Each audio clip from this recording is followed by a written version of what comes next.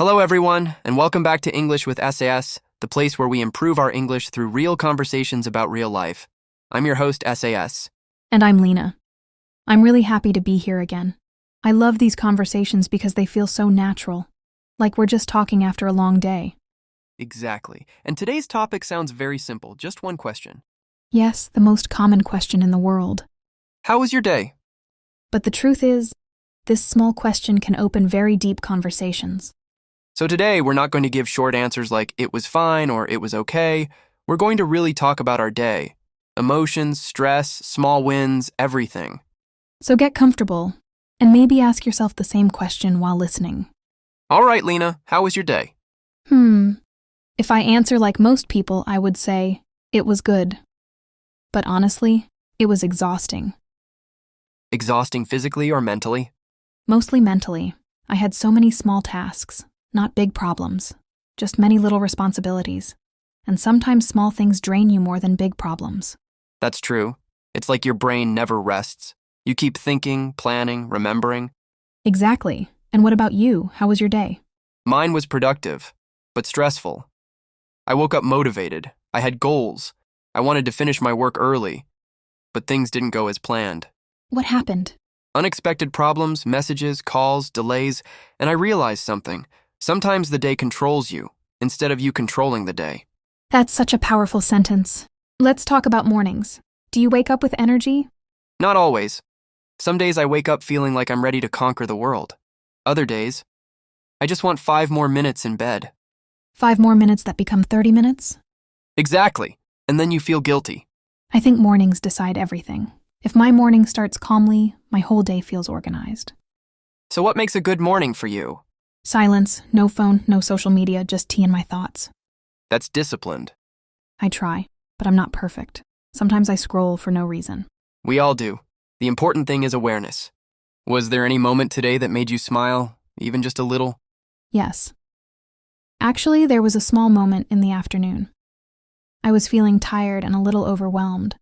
I had so many things in my head. And then someone said, "I really appreciate what you did." It wasn't dramatic. It wasn't loud. Just calm and sincere. But it felt warm. That's interesting. Sometimes we don't need big rewards. We just need to feel seen. Exactly. I think appreciation is one of the most powerful forms of motivation. When someone notices your effort, even if it's small, it gives you energy again.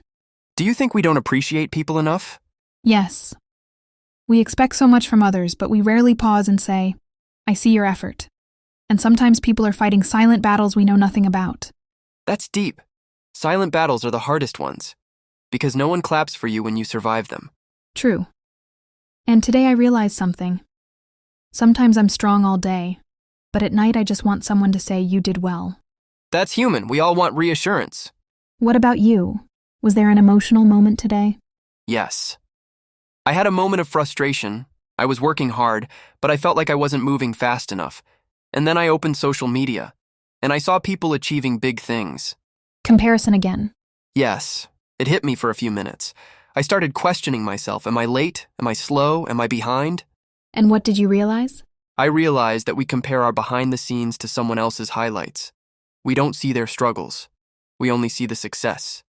That's such an important lesson. Also, I realized something else. Growth is quiet. It doesn't always feel exciting. Sometimes it feels boring. Sometimes it feels repetitive. And sometimes it feels lonely.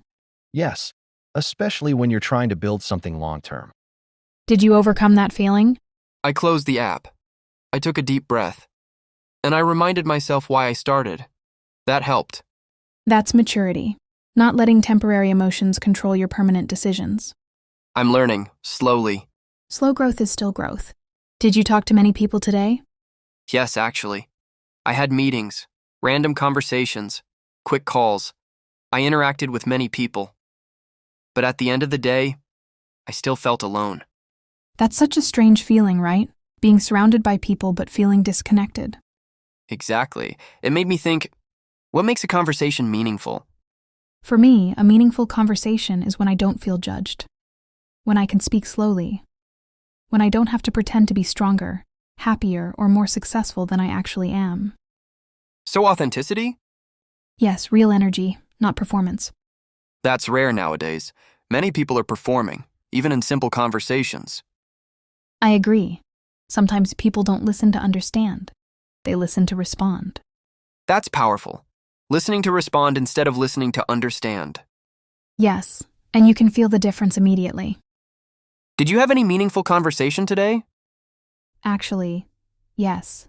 I spoke with someone who asked me how I was doing, and they waited for my real answer. They didn't interrupt. They didn't check their phone. They just listened. That must have felt safe. It did. It reminded me that deep connection still exists. Do you think we're losing deep conversations because of technology? Not completely. Technology isn't the problem. Distraction is the problem. That's a good distinction.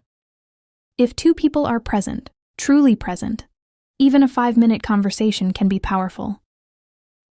I think that's why podcasts are special. People choose to sit and listen.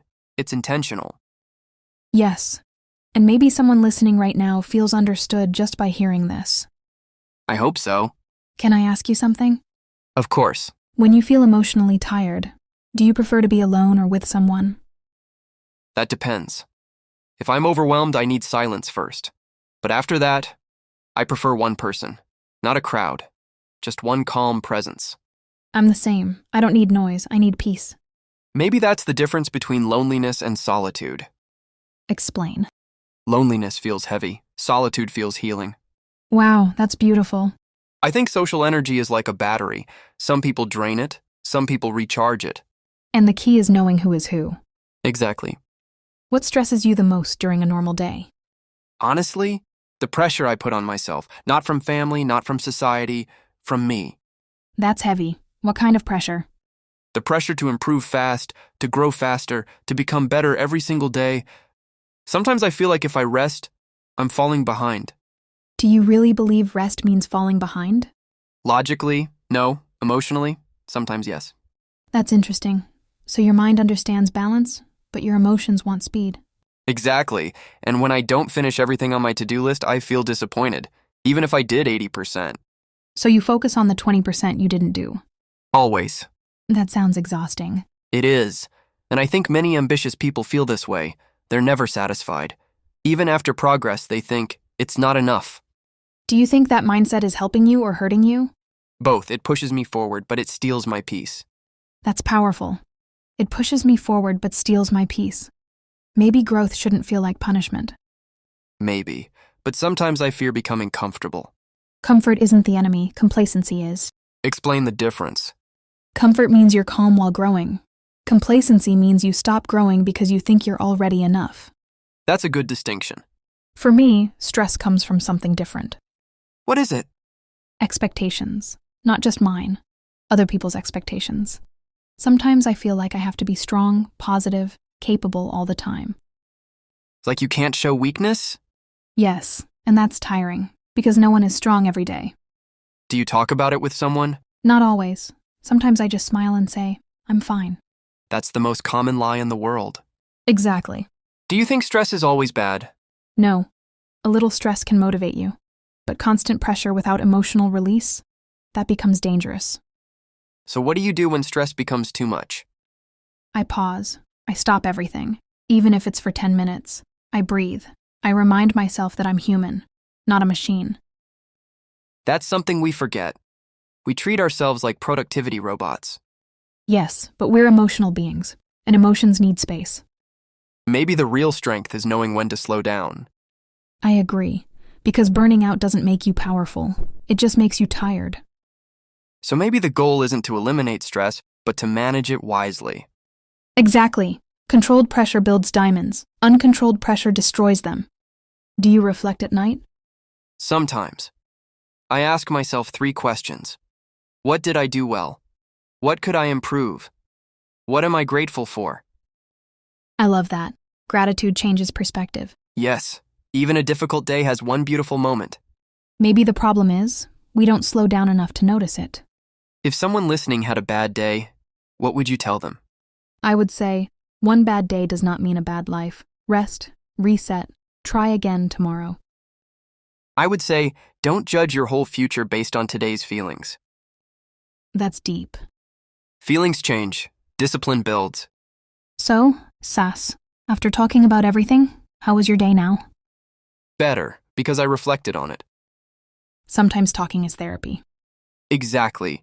And to everyone listening, tonight, don't just say it was fine. Ask yourself what really happened inside you. And if you enjoyed this conversation, don't forget to practice speaking these sentences out loud. This is English with SS, where we grow not only our English, but also our mindset. See you in the next episode. Stay consistent, stay improving. And remember, tomorrow is another chance.